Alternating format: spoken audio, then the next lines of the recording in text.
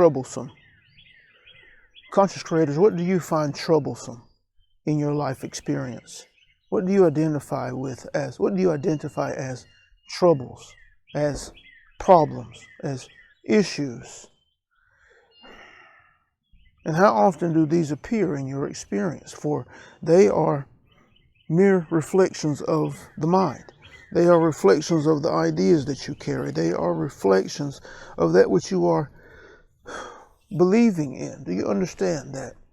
Have you recognized that? There are individuals on your plane of existence who do not see experience the way you do. They do not categorize experience the way you do.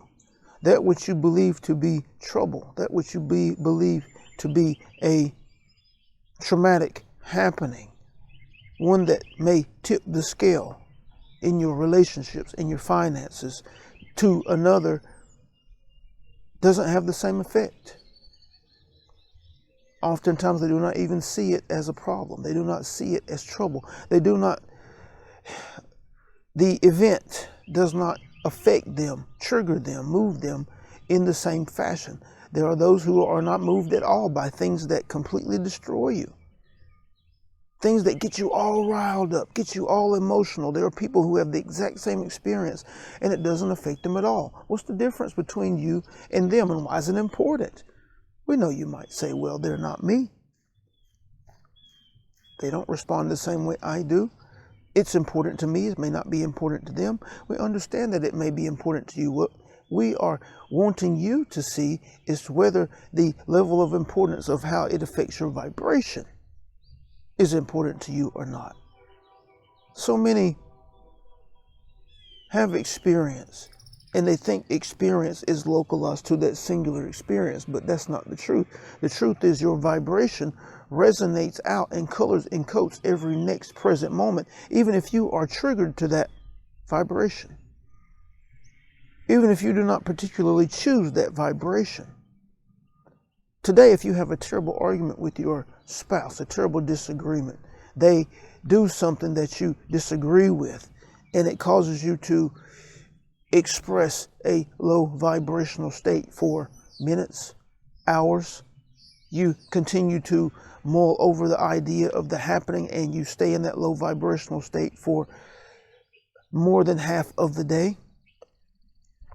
That vibration is not localized, centralized to the moments that you are expressing it. No, they span out across the ethers, and they color and coat multiple next present moments. And so our question is that what you want? Is it high enough priority to lace your tomorrows in low vibration before you even get there? And this is for you who are conscious that you are creating. This is for those of you who are conscious that you are energy first and foremost, and that your vibration is key, that the contents of your mind are key. We're asking you this question, isn't it? What's the priority here? What's the priority now for you? If you are consciously intending to create, if you are intended to be a powerful, conscious creator, you have to look to your truth and source and ask and discover your source interpretation of experience, your source perspective on experience that allows you to stay in a high vibrational state. The freedom of it, the detachment of it, the letting go of it, the understanding of it, all existing within the truth of you and source. At some point, you will begin to be inspired to situate yourself in that space, the truth of you in source, in the feeling of it, in the perception of it, in the interpretation of it. And what you will find is that all things exist there now.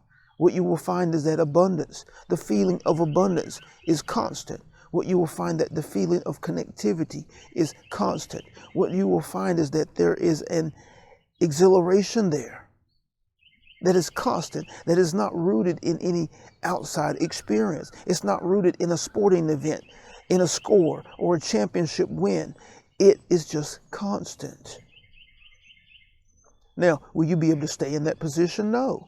Will you be able to stay in that space? No, because you are conditioned away from it. But your recognition of it and your constant interacting with it, you will grow into it, and it will eventually overcome your conditioning, support you in overcoming your conditioning and creating new states of being. That's what you want.